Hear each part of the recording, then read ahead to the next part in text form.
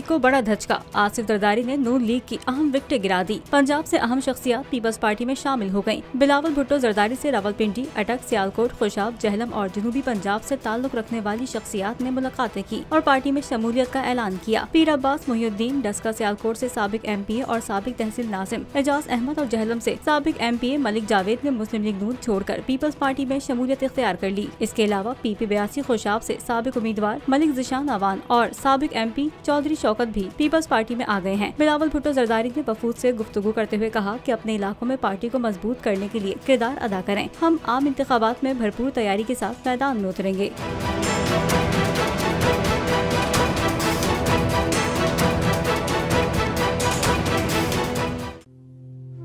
तू की जाने यार अमीरा, रोटी बंदा खा जाती है।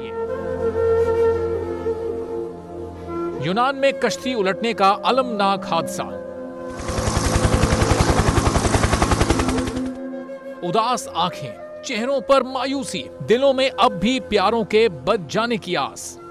मेरी दरखास्त है वजीर आजम अगे जल्दी तो जल्दी मेरे बच्चे की तलाश की जाए।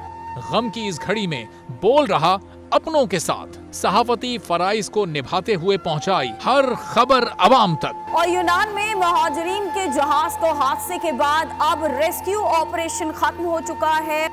68% अवाम ने कश्ती हादसे की पल पल की खबर से जुड़े रहने के लिए देखा सिर्फ बोल न्यूज, क्योंकि बोल है पाकिस्तान का नंबर 1 न्यूज चैनल। सब्सक्राइब करें और बेल दबाएं ताकि कोई खबर रह न जाए।